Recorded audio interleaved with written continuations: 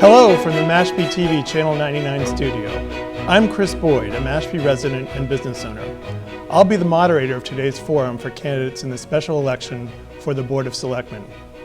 This forum is an opportunity for the 4 candidates to speak to Mashpee voters.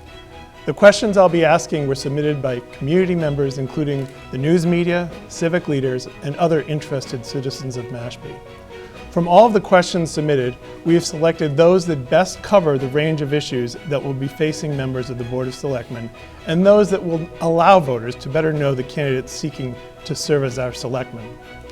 Each candidate will have 1 minute for an opening statement, 2 minutes to address each question, as well as 1 minute response to allow any follow-up question the moderator may present to further clarify a candidate's response. Each candidate will also have 2 minutes for a closing statement. The candidate's position on the stage and the order in which they will be addressed was determined through random selection. The candidates have been provided the rules prior to this forum. We'll get to the first questions shortly, but first let's meet the candidates. David Whedon, Robert Bono, Michael Richardson, and Alana Doyle. Thank you all for being here.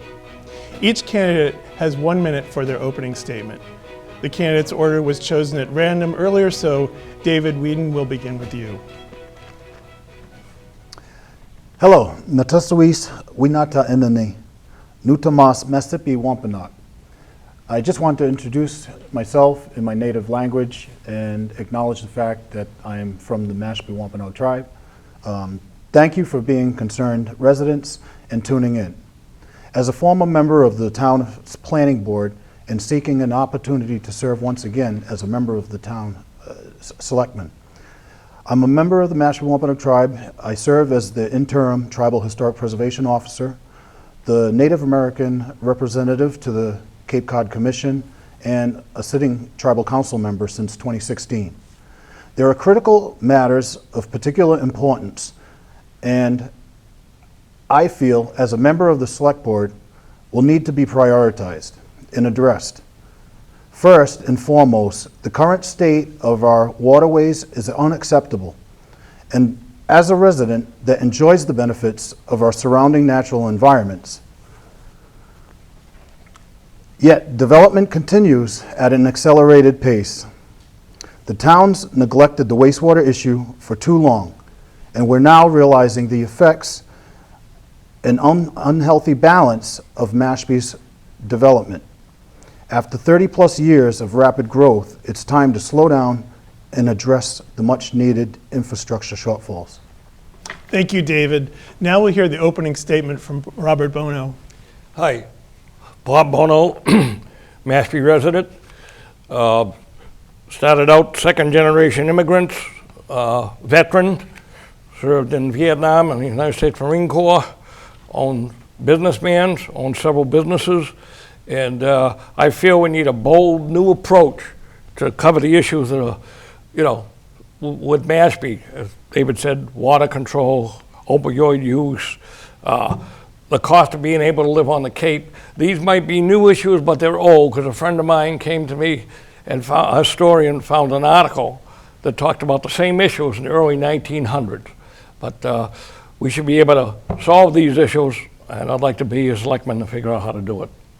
Thank you. Michael Richardson, your opening statement, please. Well, thanks for MashpeeTV for doing this, having an opportunity for us to speak. Mike Richardson, I've been a resident on Cape Cod now for about 20 years, or Washershore, I guess is what they call us.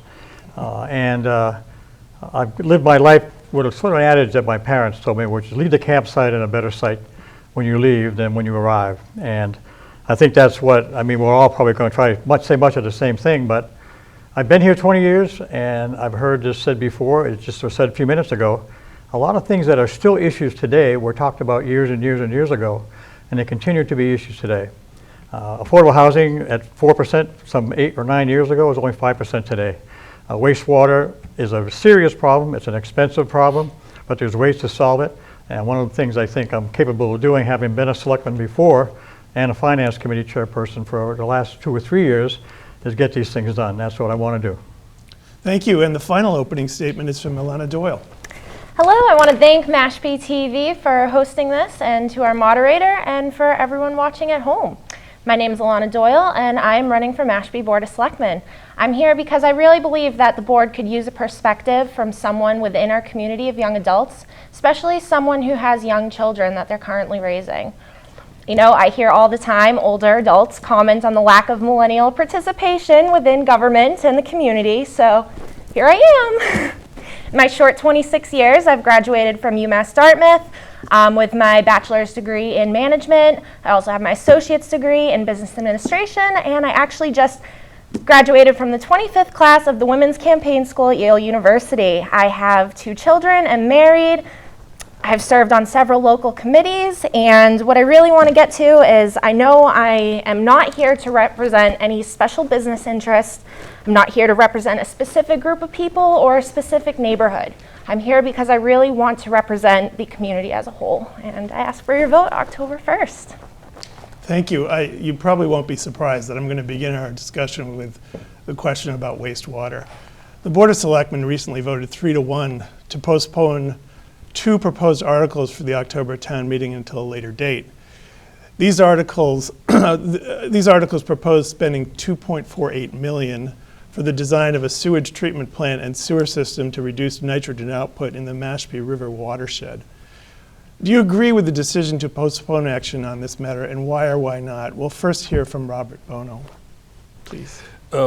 My point on wastewater or anything having to do with the town is, number one, let's get the taxes off the backs of the voters. I've probably talked to several hundred voters in the last couple of weeks. And the big concerns about this wastewater range from an elderly woman that has lived here 40 years and she says, why do we have to do anything? To somebody that says, let's stop all building. I mean, those are extremes on either end. But what we got to do is, there's lots of other towns or communities across the nation that have run into this issue. And what we should be doing is looking at this on a national level to see what's worked for different towns without putting a big burden on the taxpayers, number one. Then number two, we got to make it fit Mashpee as, Mashpee's certain issues. And how long, this process has been going on for years and years and years. I mean, what's the point at which we start to make some real concrete decisions? Well, I think the biggest problem I've found in talking to the voters, that's why I wanted to run, was that when I become selectman, what I intend to do is make sure that we get these issues resolved. This has been going on and on and on. And I think the biggest complaint from the voters is, let's do something about this rather than kicking it back and forth and having more meetings and more agendas on it. Because they reviewed everything, the federal funds, state funding, all the way down to a wastewater plant, to, stopping construction. And so basically it's a very diverse issue. Mm-hmm. with a lot of different sides, having an input. Even if you get into, the base, can we do it at the base? Should we do it ourselves? Where should we have it? I mean, one voter almost attacked me when I was running for selectman because he didn't want it in his neighborhood. So we've got to come up with solutions, but we have to act. I think that's one of the things I want to say. No way do I want to put a burden on the taxpayers where they have $10,000 or $40,000 added onto their taxes every year. Mike Richardson, let me pose the same question to you. Do you agree with the decision to postpone action on the matter, and why or why not? Why not? No, I don't believe there's ever a good time to postpone a decision like that. But I understand why it was done, and because I've gone to some of the meetings and spoken to some of the people. The selectmen need to be able to articulate what's behind the decision to put an article on the warrant. Because at town meeting, people are going to ask the question. It was pretty obvious from attending selectmen meetings that they do not have an answer. So putting it off was probably the best thing they could do because they did not have an answer to the question. The real problem is that the solution's been proposed as back as 2015. There's a plan in place. There's options that are in that plan, and the areas where it's most needed have already been defined. Taking this overwhelming if you will, the big project, and taking pieces of it and starting the process is what we have to do. You're going to hear the same thing from everybody, I believe. Everybody wants something to be done. Nobody wants to own it all. We heard 2 nights ago from the Orleans individual that they took on a $47 million bogey, and they found a way to fund most of it. So no, I think we should go forward. Yes, absolutely. And so what's the next step at this point? I mean, we postpone the warrant to next spring, correct? Am I right? And then, so what's the next step at that point? Do we start to make decisions about moving forward, fund the study? Well, the next step would be, I think, for our selectmen to present the facts to the public, which we have. And the numbers have been bantered about back and forth and back and forth. The real factual numbers. And then the people who put the plan together have determined where we should start first and follow up later. The Joint Base Cape Cod, it's a 10-year plan at a minimum.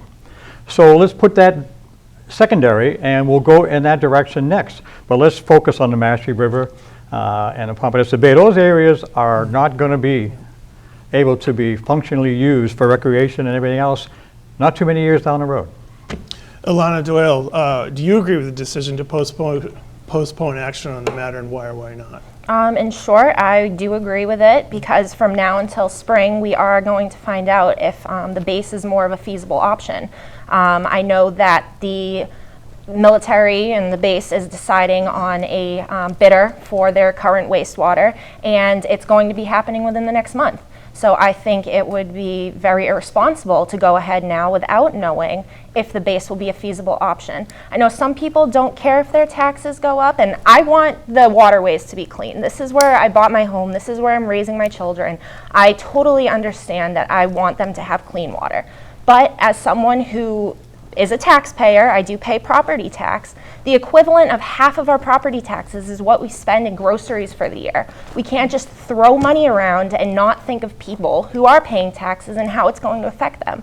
So if we have a potentially viable option, why wouldn't we see if it can come to fruition, if it's going to potentially save us money and still accomplish the same goal? Are there any, Mike mentioned specific areas, the Pompanesett, Mashpee River. Are there any specific sort of polluters, if you will, that should be the first to be hooked up to a wastewater treatment system? Well, like I said, that's going to depend on what I would see would happen with the base. I do support the shellfish. I think it's been proven to have a lot of good results.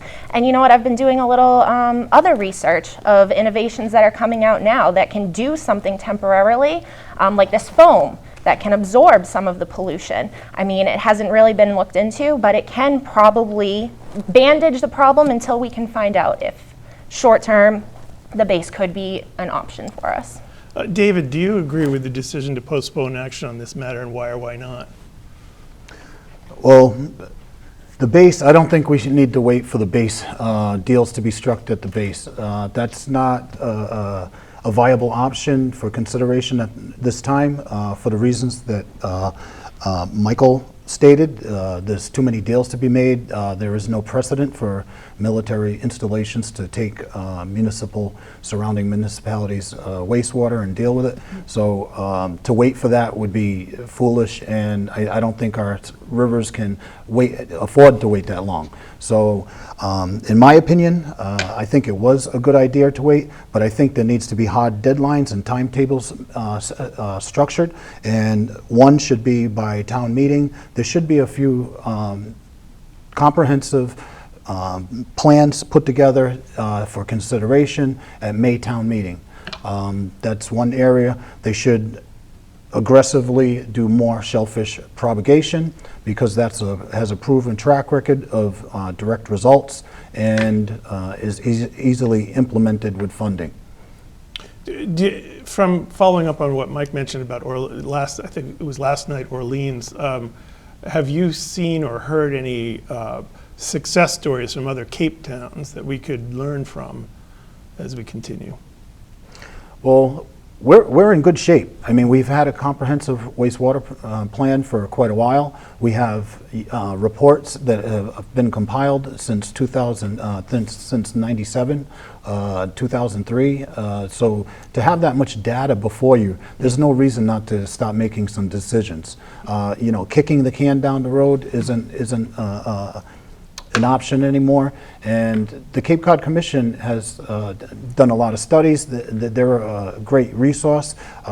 Everyone's going through the same situations and initiatives, and having these discussions with bringing in towns, that's a good approach to gain an informed decision moving forward. I encourage that, more of those meetings. I'm going to continue on the subject of wastewater. There's been much discussion and a number of proposals considered over the past several years. I think you mentioned, Mike, going back to 2015, relative to how to best address the town's wastewater needs. In your opinion, how should this be addressed? We'll begin with you, Michael Richardson. The wastewater issue itself? Yes. Well, you have, as we've said, a couple of us have said, there's been a plan in place for some time. We've already been all subject to a percentage of reduction in nitrogen, and we're trying to meet that. The shellfish is an excellent way to chip away and chip away and chip away. Unfortunately, it's not going to take care of the problem. There are areas where it doesn't work. So that obviously we should continue, and I believe, if I'm not mistaken, that some of the money for funding for shellfish was eliminated a short while ago. That's wrong. We should be adding money for shellfish, and we should be increasing the number of opportunities for shellfish to help us solve the problem. I think that looking at the area that's most impacted, which is the Mashpee River area, and it's not as though we heard about this today. We've been talking about this for many, many years. You talk about even waiting a little while. I mean, homes depreciate in value when the water quality around those homes, we're all surrounded by water. So, I mean, in reality, it's not a matter of whether we should do it or not. We have to do it. So I think that you look at the Mashpee River location and find the best solution there is to improve that water. It will work as long as we do it. And there's a ticket price that's fairly substantial. I think someone mentioned $24 million or something along that line. But if a town like Orleans can fund up, I don't think it was a total of $47 million that was funded, but they found a way to fund a good percentage of that money. And I think the voters in this town who want something done, if they see a board of selectmen that goes out and finds ways to minimize the impact to them individually, and that can be done, they'll support it. Sandwich and Orleans came to the table the other night with successful stories. I'd rather be the first town with a successful story, not the last town. Elena, what's, in your opinion, how do you think wastewater should be addressed? Well, in echoing what I said before, I really do want to know what the status is going to be with the base. There are 2 bidders right now, and one's private and one's the town of Barnstable. So we'll know if this could be something we could get in based on who wins that bid, and that's going to be soon. So I am not going to comment on what infrastructure I'd put in place until I know the answer to that. I do think the alternative methods should be implemented until we know that answer, but I can't answer that until I know, because I need a cost comparison and an efficiency comparison before I'm going to comment on something like that. David, do you have an opinion at this point about how it should be addressed? Again, a lot of the problematic areas have been identified, so we need to start in those areas. So that's one piece. As far as funding and such, some of those concentrated areas, maybe the burden needs to be shared with other surrounding agencies, and I know the tribe's been advocating and working with the U.S. Army Corps of Engineers to possibly maybe even dredge the Santuit Pond to solve some of the nitrogen problems along the Santuit drainage system. Creative ideas like that may need to be addressed. All different professions and disciplines should come to the table, and if the tribe can help facilitate that kind of input, we'd be glad to do so. It helps our overall environment, so we are a vested party. Bob Bono, what do you think? In your opinion, how do you think this should be addressed, the town's wastewater needs? Okay. Fundamentally, I probably disagree with everybody up here, because I think if the town acted like a businessman, we'd all be bankrupt by now, because this has been going around and around and around for years and years and years. They've had studies. I mean, this isn't something new, okay? Let's bite the bullet and get this issue solved and move on and do it without putting the burden on the taxpayers, coming up with creative new ideas how to fund this, whether it's regional, whether it's dealing with the base. There's lots of solutions out there. But nobody's willing to, they want to do another study, another this, another that. This is totally ridiculous, and I found that talking to the taxpayers, that seems to be the biggest frustration out there. And we have the talent. How about the department heads in this town? We pay out hundreds of thousands of dollars a year. And why don't we get together and take some of their ideas? The head of the Board of Health, the head of this program, the town planner. And that's on one end, and then directly to the people. What's being suggested at this point is going to cost millions of dollars. Elena, how do you propose we would pay for this? Okay, I've always liked to look at myself as, oh, I'm sorry. No, that's okay. I'll get back to you. Elena, how would you propose we pay for it? Well, obviously, it's going to hit the taxpayers in one way, shape, or form via property tax, which is one of my big concerns because, like I said, we're not rich. We can't just say, oh, yeah, do whatever you want, town. We'll pay for it. That's not how a lot of people live.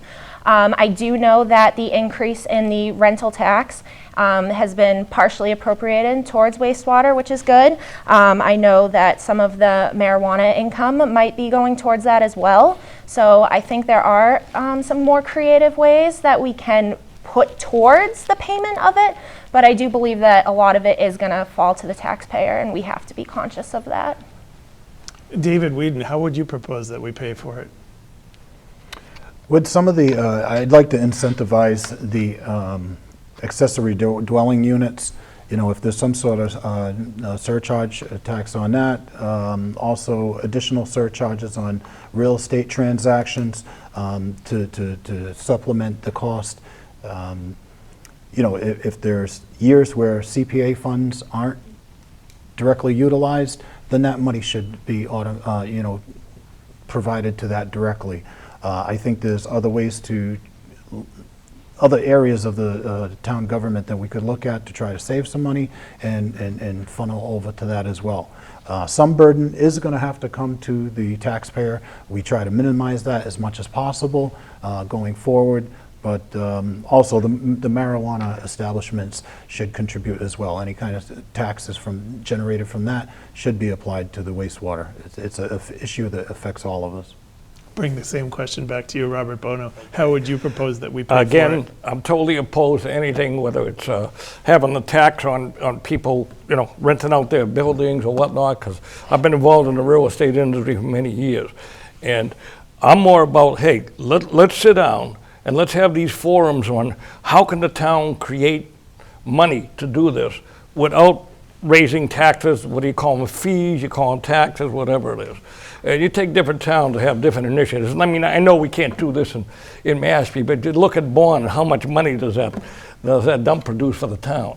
Or maybe it's a marina. But we should be coming up with, there's hundreds of ideas that people could come up with. If we could only introduce or implement a half dozen of them, we could probably find ways to fund this without burdening the taxpayers.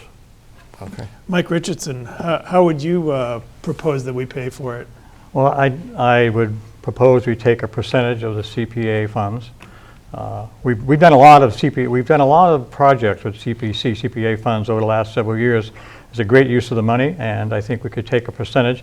This is I'll call it temporary, although it's going to be for years.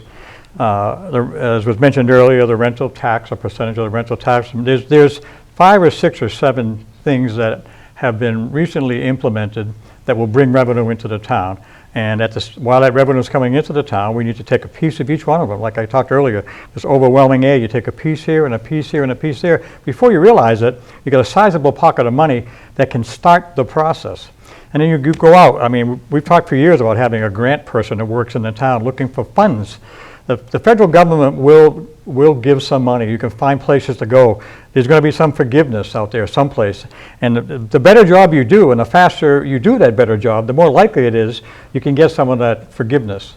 And the state's looking at us, the feds are looking at us, and if we don't take some action pretty soon, we're going to be forced to take action, and we're not going to be able to recover much of it. So I'll start with CPC, I'll start with rental tax, I'll start with some of the marijuana money, and then you look around for other things. How can a town like Orleans save a substantial amount of money out of $47 million when they told us at the meeting that when they started this process, they didn't have the funds?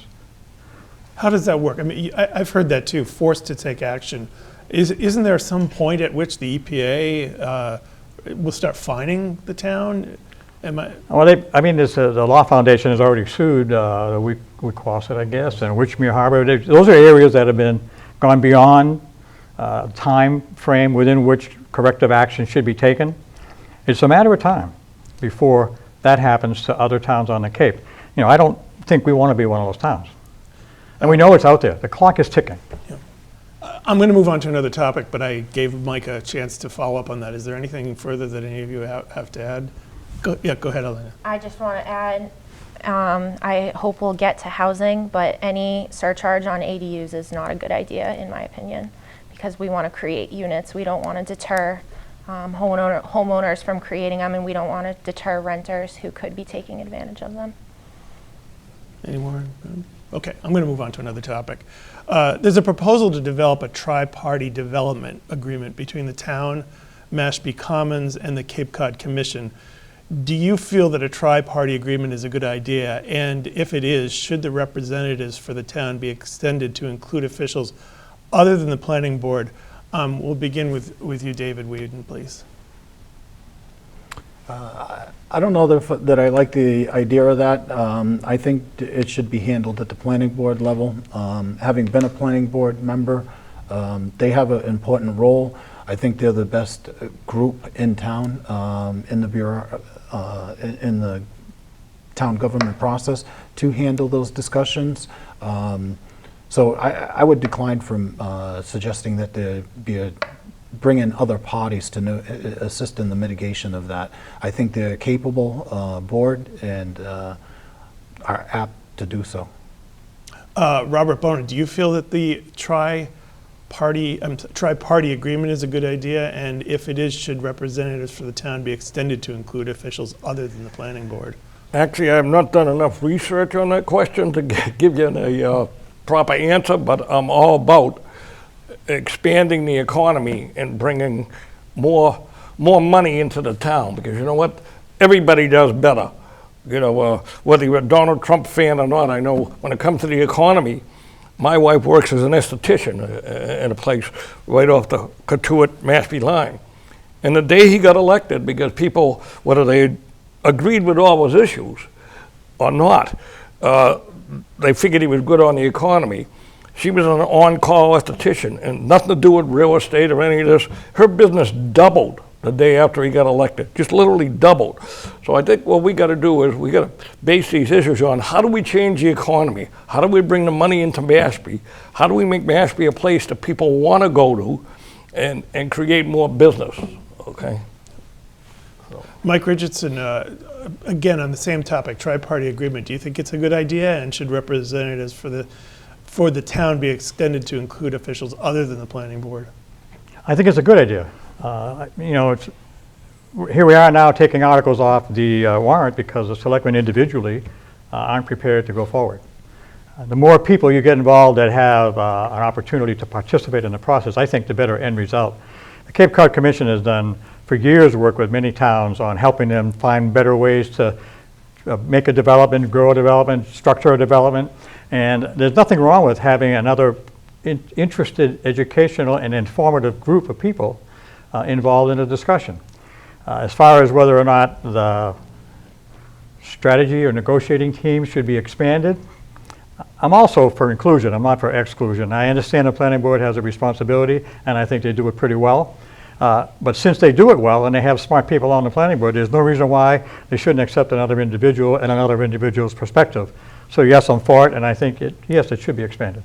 Alana, are you for the tri-party agreement, and is it a good idea, in other words, and should representatives be extended to include other officials in the town? Yeah, I think it's a great idea. I think everyone can be on the same page that way. I know there's a lot of controversy around what people want to happen with Mashpee Commons, but I have to commend their developing team for reaching out to the community, for being so concerned with what we want our town to look like. You know, they could just go to the zoning board and be like, hey, this is what we want to do. If it falls into the guidelines, and they could probably do it. But they want the input. They want to know what the town wants. I mean, I see them on social media all the time reaching out. So yes, I think it's a good idea for all of the boards to be, or not boards, all of the parties to be on the same page. And I wouldn't be opposed to more representatives. However, I do know a crowded room gets pretty loud sometimes. So I would limit the representatives to maybe one from participating boards, but I wouldn't be opposed to expanding it. On the same topic, do you feel that Mashpee Commons has been developed in a responsible manner and that its developers have responded well to helping meet community needs? And if not, what would you expect to be done differently? Robert Bono. Basically, with Mashpee Commons, there has to be parameters, there has to be limitations. But overall, I would say that it's probably one of the best things that's happened to the town of Mashpee, because that's a focal point now, where you always hear people saying, I'm going to the Commons. People come to Mashpee to go to the Commons. And the more we can expand business, I'm all for it. A lot of people are not popular with that. There's got to be restrictions on it. There's got to be guidelines. But I'd be a yes to that, because it's going to help the economy, which I guess it helps everyone. When the tide goes up, everyone benefits. Mike, do you feel that Mashpee Commons has been developed in a responsible manner and that its developers have responded well to community needs? I think they have. I know the developer, and I've been involved in many meetings with them. I think that they have a real strong desire to do the right thing, and I think they have, for the most part, done the right thing. There's always going to be a quid pro quo, and there's always going to be reasons why it's more difficult at certain times to grow. But I think they've been responsible. The fact that they've reached out and would like to include the Cape Cod Commission and other parties into a discussion, the fact that, as Elena said, they had community meetings and asked what we thought about things, tells me that they want not only the residents to be supportive, but they want the planning board, and they want the zoning board, and they want the selectmen, and they want everybody else to be on the same page. They've not been able to do that for various reasons. Getting together with another party who may be able to mediate some of the issues could put all that to bed. And when that happens, as Bob said, Mashpee Commons is a destination. Relatives and friends of mine from way out of state come down here, and they will all say, let's go to the Commons. So it's great for Mashpee. It's done a lot for Mashpee, but it's got to be done right. It's got to be managed. If areas need to be corrected or taken slower, so be it. And I think Buff Chase is willing to do that. Alana, do you feel that Mashpee Commons has been developed responsibly? Does it respond well to community needs? And is there anything that you feel should be done differently moving forward? Absolutely. I feel like they've developed very responsibly. They've included housing, which is amazing for the community because there is a lack of development for individuals to be able to stay and live in the town. I know that they're focusing a lot on developing more housing, which I am not going to be opposed to. I think that the decorum of Mashpee Commons fits the town's personality perfectly. I think they do a very well job of presenting themselves, and it is a destination. I'm going to echo what everyone says. People want to go there. There's a lot to do. There's stuff geared towards children. There's stuff geared towards older adults. There's stuff geared towards everyone. So I think they're doing a great job, and as long as they continue the path that they've been on, I'm fine with it. David, what's your opinion? Has Mashpee Commons been developed responsibly? Does it respond well to community needs? What do you think should be done differently, if anything? I think they have been successful in reaching out to the community with some of the charrettes and things. The issue that I have is that we can't develop our way to fiscal responsibility. And, at some point there has to be a saturation point at which, the natural environment can't take much more. We're in a state right now where, the rapid development has been going on for 30 plus years, which the members of Mashpee Commons have been directly beneficiaries of that rapid development. So, we have to address the problems before us, slow down, let's get our feet underneath of us, to build our foundation infrastructure-wise, and proceed. To proceed now, I don't think is responsible to our environment, to the community. Transportation is a direct issue. You know, there's a lot of problems why I don't know that now is the best time to have an expansive development at the size that they're discussing. Have they been responsible? You know, in some ways more than others, and just, you know, the jury's still out on that. There's an article on the October town meeting warrant to ban the use of jet skis and other personal watercraft on Ashumet Pond. The selectmen are currently tied 2-2 on whether to recommend approval of this article. The winner of this election will have the deciding vote. Do you favor this ban, and why or why not? We'll first hear from Michael Richardson. That's, as I understand it, the town of Falmouth has a ban on it, and we don't. And it creates issues for those that wish to use those recreational vehicles on the water, because, I mean, where's the line? You know, it is somewhere there. And I think that if Falmouth wanted to go and remove it, that's one thing. If we chose to do something different, I think at this point in time, it's probably a good thing. People on the pond have had issues with dangerousness. And it's not as though we're eliminating those vehicles on any other waterway in the town of Mashpee, only at one location. So, and I think at this point in time, it'll be up to the voters to decide, and I think that's probably where it sits. Let the voters decide. Alana, do you favor the ban on jet skis there, and why or why not? I do not favor this ban. I mean, I've grown up using water toys my life, and I think it's really fun. You know, it's something for children to do. It's something for families to do together.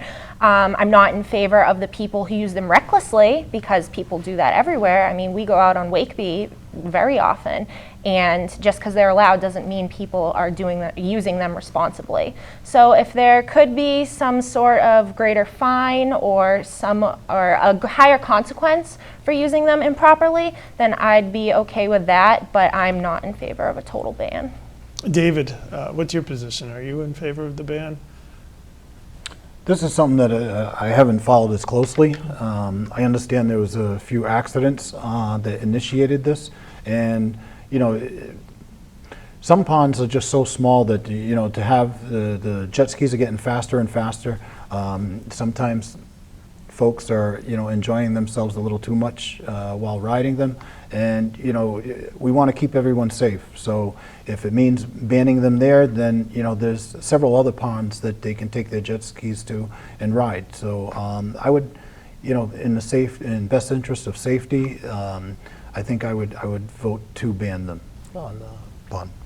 Robert Bono, do you favor the ban, and why or why not? No, but I do favor more restrictions, probably to make them safer, quieter, and so that more people will be happy with what's going on there. But to ban them completely, I think that's too much government control. I say no. I would not favor a ban. I would favor more restrictions on them, like Elena said. Okay. There's another article on the town meeting warrant which will prohibit any town employee from serving on an elected town board or committee. Do you favor this ban, and why or why not? I'll begin with Alana Doyle. I do not favor this warrant article. I believe that committees and boards are volunteer groups, and if someone is working for the town or anywhere, if they want to volunteer their time and they're voted, elected in, or they're recommended by the Board of Selectmen, then that's fine. Obviously, if there's a conflict of interest and they need to recuse themselves from something, then we'll cross that road when we get there, but to not allow them to participate, I don't agree with that. David, do you favor the ban, and why or why not? My position is that it probably should be a little more specific. You know, I believe at the state level, they require that if you're in a management capacity, where you're easily influenced by the budget and things of that nature, then that's where the potential conflict arises. So, you know, if it's head of departments and directors and things, deputies and things of that nature, then I would probably agree with the ban being specifically narrowed down to those folks. Robert Bono, do you favor the ban on employees from being able to serve on an elected town board? No, because there's guidelines already in place on where they could recluse themselves if there was a conflict of interest. You know, they had a personal gain out of that or something like that. But no, there should not be a ban, but there should be guidelines again that restrict someone from taking advantage of the public or the voters and not being able to vote on an issue or have an influence on an issue that affects themselves financially or, you know. Michael Richardson, do you favor the ban, and why or why not? No, not at all.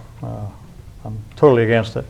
There, having been, and David has been too, when you're on a town committee, and any one of the town committees, you're offered the opportunity for education to understand the conflict of interest law. You're educated, should you choose to be so, on what to do when in fact you have a concern, and there are resources available to answer your questions up front before you get into a situation where you find yourself in an awkward position and not being able to make a decision. No, absolutely not. This is, I mean, as it is, all you have to do is take a look at the list of committees and boards in the town of Mashpee, 50 plus whatever there are. None of them are totally populated. It's hard to get people as it is to participate in these committees because it takes a lot of time, it takes a lot of energy, it takes a lot of homework. So first of all, it's the fact that people are willing to participate on it, we should welcome them with open arms. And two, no, I totally disagree with the ban. Article 8 at town meeting would require property owners who rent or lease their dwellings to register with the Board of Health and obtain a rental certificate. Owners who wish to rent their properties will be required to pay a yet-to-be-determined registration fee. A second article will create a full-time code enforcement position to make sure homeowners comply with the proposed bylaw and other existing state and local regulations. What is your position relative to these proposed articles? Let's hear first from David Whedon. There needs to be regulation, so I would be in favor of that. We need to incentivize accessory dwelling units to be built. There's a large shortfall in single-family residents, individual residents, single-bedroom residents. So, you know, a lot of those things could be built as accessory dwelling units. Now, there should be some regulation, and there's going to need to be some revenue generated for that to contribute to the additional wastewater issues that will arise from that. So I would be in favor of you know, regulating some of that and imposing some sort of surcharge. What that is and how, you know, what's an agreeable amount, that I'm open to discussion and input. Robert Bono, what is your position relative to these proposed articles? With the basic need we have for housing on Cape Cod, to penalize people or put a tax or more restrictions on them is totally ridiculous. Now, if it's a multi-unit or something, yes, but private home, single-family residence, I don't think we should. These laws are already in effect. Well, they have a thing like, because I don't think there's any community on Cape Cod that meets the state's standard for like low-income housing or accessory housing. And before a single-family resident can go down and put somebody in their house, they have to meet certain requirements. The town will come out and do inspections to tell them they can do it. So to put additional burdens on someone when everything's already in effect, I think it's totally crazy, especially with the major problem we have in housing, because controlling people not doing what they shouldn't be doing is already in effect. You know, in fact, before you can rent it, a town official will come out and make sure that they're protected by either exit or egress from the fire department in case of a fire. They have proper standards and sizes on the rooms and all that. So that's already in effect. I don't see how any other, you know, standard or burdens we put on the private homeowner should be there. Mike Richardson, what's your position relative to these proposed articles? I think it's necessary to have some regulations around this area because, frankly, there's too many times when there's been abuse, property run down, trash. I mean, so many negative things that have happened. And many people who I don't disagree with it, it's difficult for some people, but many people never come to the home. They just rent it out on an ongoing basis, and it represents for the community at large in that area a difficulty from the standpoint of noise, abuse of neighbors. I mean, there's just so many stories about problems with homes that are rented and it's not managed properly, that putting some regulation in place to make it work better is the right thing to do. I realize it's going to add a little cost to it, but it also gets people to work on improving the home and making it, you'll get better renters, and you'll probably get, in reality, less problem. Alana Doyle, what's your position relative to these proposed articles? I'm in favor of both of them. I am a housing advocate, but I am not for the wild, wild west of free-range housing. I do think it's important that septic systems aren't abused, and I do think that we need to make sure people are not overcrowding units that are available. I do think that we need to respect neighbors and make sure that all living standards are being adhered to. So I'd also be in favor of a small registration fee. I wouldn't charge the homeowners anything obnoxious, but just so that we do know what's available in town, we can keep track of it and do it in a responsible manner. So in favor of both. Town officials have confirmed the concerns of many residents regarding the lack of or limited cell phone service in South Mashpee from Sconset Island to the Pompanesett Spit. First responders indicate this void in service represents a hazard to public safety. What do you propose can be done to address this issue? Robert Bono first. I have had conversations with the fire department, the fire chief, and a representative of the police department. And the last time we had a major storm, they had no communication.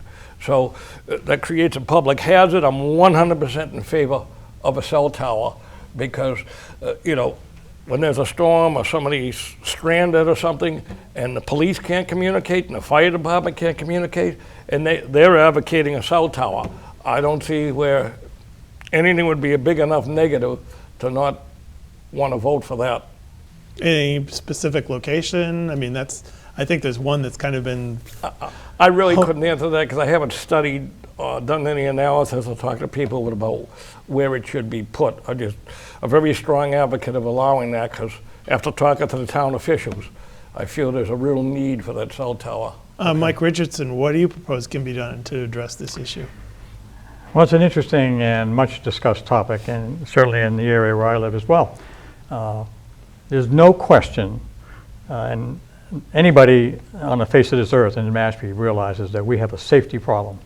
And frankly, you can talk about, I can't make a call to my cousin or my wherever, but the real issue is not having somebody be in a medical or worse situation and not be able to reach them.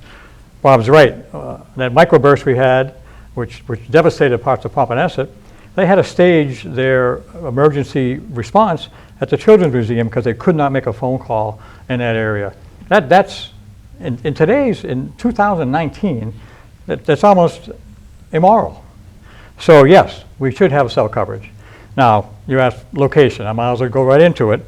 I'm not in the cell tower business. An RFP was sent out. A company responded. Their RFP said, you find for us, Town of Mashpee, the location that best serves the needs of most of the people. According to what I've been able to read and talk to people, that's what was done. So there you have an RFP, a recommendation, a contract, everything done at that location. It's presented a problem for some individuals. I understand that. But we need to have cell coverage. There are other options, maybe not at that location, but there are other options that may be less sensitive or less intense. But we need something. I'm looking at another option in the South Mashpee that may or may not solve the problem for South Mashpee. Doesn't have to be a tower. Alana Doyle, what do you propose can be done to address this issue? Well, I'm going to echo the area definitely needs cell phone coverage. I mean, I am a millennial. I live on my phone. I know it's like my lifeline. So I understand that for sure. The only problem is when the RFP was sent out, there was a mistake in the zoning. So at the time, it wasn't correctly zoned for a cell tower. I know the residents of Mashpee voted against it, even though it wasn't counted at town meeting. And even with the variance, the proposed location will not reach a lot of the problem areas, especially the beach, which so many people had concerns about. So you have a 150-foot tower, which is higher than what the town allows. It needed to get a variance, and it's still not going to reach the areas that that the service really needs to be impacted. So I am in favor of a cell tower that's going to work for the area. And you know, this location, I understand a lot of people's concern with it, but my biggest concern is that it's not even going to reach a lot of the people that need the coverage. So I think we should look at a few more locations. David, But that's up to the planning board. David, what do you propose can be done to address this issue? So having sit on the planning board, I was privy to a lot of information on this. And you know, there was an area that was down in New Seabury that looked like it was high ground. It looked like it could have been considered. They didn't produce any evidence that it was considered very thoroughly. It was looked at, glanced over. I think because the RFP had gone out and the fire station property was identified as the initial property, to put that through the RFP process, that's what most of the consideration has been towards. But I don't think it's the best thing for addressing the need of service. In my opinion, I think the new 5G technology is much more applicable and will cover a much broader population base. It will address the problem much better. You know, for those that are unfamiliar with the process, they put the cell tower on small telephone height poles incrementally throughout right within the roadway layout, and you know, there's a lot more of them. It builds a denser capacity and will fulfill the needs of the area much better than a cell tower that's miles away from the problem area. Do you think there's enough information to say, if you were going to build a larger cell tower, you know, where would you locate it? Do you think there's enough information there available to us at this point? Because of the geographics of the area, I don't think larger and higher is going to solve the issue. Again, I echo the previous statement that 5G coverage with the broader net through smaller intervals cast enough capacity to address the needs through tighter intervals of cell tower coverage. It's a relay system, I believe. Anything further anyone would like to add on this topic? Go ahead, Mike. The antennas that work with 4G now, and they will be applicable to 5G, so you're right. Distributed antenna system is sometimes better for a smaller geographical area, largely because it's a little more expensive for the vendors. And the larger the area, the more antennas. I mean, it's a lot of work and a lot of effort, a lot more expense. I think, again, it's very simple, really. We need to have some form, way, shape, or means for people to get for safety purposes. If the cell tower over at the South Fire Station not the right place, so be it. It'll be decided, and we'll go forward and find someplace else. Maybe we need 2 towers. I don't really know. But I'm looking at the system that I think will work in South Mashpee, which is the ODS system, and it is going to do 4G and 5G, but it's a smaller territory. You talked about the cell tower not being able to include everybody. Well, we went to the public meeting, and the maps that they showed us, as much as they could get from the tower, and that was why it went to 150 versus 100 or 125. So getting the exact location to get everybody covered, it's just not going to happen. So you got to go with the best possible solution to get the best possible end result. If it's a combination of things, so be it. Let's do it. It's got to be done, one way or the other. I'll get to you in a second. Robert also asked, you had something to add. Yeah, I think we all agree that we need it, but how to go about it and where it should be, I think we're missing the point of who are the people that would know the best. They already work for the town, the fire chief, the police department. They're the ones, medical facilities. They're the people we should be asking, because they deal with it every single day, you know, how they feel or what they think. Because, you know, when you can't get through to the police, the fire department can't get through, there's an emergency or a medical emergency, I would honestly go to the talent we have in place already and ask them, their views on where they'd want it, or coverage, or which type of system we should go, you know. Alana, you had more to add on the topic too. Yes, I just want to add that I did attend many of the planning board meetings and the ZBA meetings regarding this topic, and speaking to the experts, who knows cell service better than Verizon and T-Mobile? And I listened to their presentations, and they said that the ideal area is inside of the problem zone. And right now they're proposing a tower on the very edge. So geographically, they need it to be higher to reach the problem zone. So I think in order to serve the community in that area, there needs to be a tower within the problem zone. And that's coming from Verizon and AT&T. I mean, they know cell service. They should. Yeah. I have good news. We're moving on to closing arguments. Alana Doyle, you first. All right. Well, I'm going to say that I have lived on Cape my entire life. I moved to Mashpee in 2017 after discovering the dire state of the housing market. It took us nearly 2 years to buy a home. After that, I started to become involved. I started attending Selectmen meetings. I started attending planning board meetings, and started taking advocacy trainings and volunteering, all because I really cared about what was going on. I want you all to know that I don't have any ulterior motives at bay. I'm not going to make any decisions or recommendations for the entire town based on any special interests. I care about the people equally. I promise to take the time to gather necessary information on future issues and to always make informed decisions. I love this town, and I'm asking the opportunity to prove how hard of a worker I am and how dedicated I am to the people living here. So I humbly ask for your support and vote on October 1st, and I want to say hi to Madison because she's still excited that I'm on TV right now. Thank you, Alana. Michael Richardson, your closing statement. Well, again, thanks to MashpeeTV for doing this. Much like Elena said, I mean, and I started by saying, you know, maybe it's just a philosophical thing family-wise. You know, we've all grown up in my family trying to do what's right and leaving whatever campsite better than when you arrived. I've had the opportunity to work in a couple of countries. Large companies do deal with a lot of complicated and difficult tasks, all very expensive. And over 40 years, found ways to get the problem solved without breaking the backs of the residents. And that's what it's all about down here. People want this town to be everything it can be. For Mashpee to be everything it can be, you'll break the bank.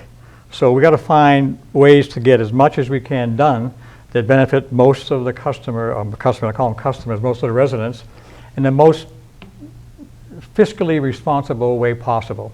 And frankly, I'd have spent more time looking at ways to get funding than to argue that I don't understand what the wastewater problem is. I think there's more in-depth work that needs to be done by our leaders, and that will enable, I think, them to present to the public. I mean, if you present something right, you're going to get some naysayers, but for the most part, people want to follow strong, effective, intellectually sound leaders, those that don't have a horse in a race, so to speak, and don't have any prejudices, but they want the town to be where they can leave a legacy for their family. You know, that's what I want to do. And the only way to do it is roll up your sleeves, investigate, find out what needs to be done, and don't come to meetings saying, I don't know. The last thing you want to do as a leader of anything is to stay in front of your constituents and say, I don't know. What you really want to say is, I think this is the best thing to do. Take a look at what I'm prepared to present to you and give me your support. I'm hoping you'll give me an opportunity to continue to do that for the town of Mashpee. Thanks, Mike. David Whedon, your closing statement. Well, as a member of the Mashpee Wampanoag tribe and concerned citizen, if elected, I'm going to continue to advocate for our protection of our most valuable resources, our natural environments, the watershed areas, and our bays. I'm going to do, if I'm not fully aware of the current topic, I'm going to do my homework and go out and find the information to make an informed decision. That's the best I can offer. I think my experience serving on the Cape Cod Commission, the Town Planning Board, Tribal Council, and other aspects of my life and daily work have prepared me to do a good job at that, and I ask everyone for their vote. I hope that the town residents have been informed on who to vote for, and I hope they come out and vote for the right candidate, and I hope that's me. If any folks are undecided in their vote, we are hosting a meet and greet at Dino's on Route 151, September 26th from 5 to 7. So if you need more discussion to influence your vote, please come out. We welcome you, and thank you. Thank you, David. Robert Bono, your closing statement. I think, to me, it was kind of a shock to run for selectman, because I've never held political office. I've never run for political office. I've been in business since I was a kid, 22 years old. And I'll never forget probably the 3 or 4 people I asked what they thought about that, said to me, why in the world would you want to run for selectman? I said, what do you mean? They say, the pay's horrible, and no matter what you do, half the people are going to hate you. Because half are going to like you, half are going to hate you. And I said, well, we really got to get something done. But I think the big thing about not so much politics, but elected office or being on committees is, it's like when I was in the Marine Corps, the biggest joke was, hurry up and wait. You know, get it done, and then you're going to wait till anything happens forever. Okay? So I'm all about, all these issues are very important, but let's find creative ways to get this burden off the back of the taxpayers. And not doing it by raising taxes or fees or accessory housing or doing this. There's lots of creative ways that the town could implement new programs to bring in revenue, and I'm all about that. I'd love suggestions from anyone, because I used to do a lot of financial counseling, and I'd sit down with people, and they'd always tell me they have a money problem. And I'd say, no, you don't have a money problem, you have a money management problem. Because one night I'd sit with somebody and they'd say, if I only had another $5,000 a year, I'd be all right. And the next night I'd be sitting there with a vascular surgeon making them $500,000 a year, and he'd say, if I only had another $50,000 a year, I'd be all right. So I think the town's like that. You know, it's like, all right, let's find ways to get money coming in and get the burden off the taxpayers, and let's get moving. Thank you. Be a selectman. Thank you, Robert, and thank you all, and good luck to all of you. That concludes MashpeeTV's Board of Selectmen Candidates Forum. Thanks again to all the candidates for participating. Please let your family and friends know they can watch replays of this forum on channels 99 and 18 and on YouTube right up to Election Day. And don't forget to cast your vote at the Christ the King Parish Hall on the special election, which is on Tuesday, October 1st. The polls are open from 7 a.m. to 8 p.m. I'm Chris Boyd. This is MashpeeTV. Thank you for watching.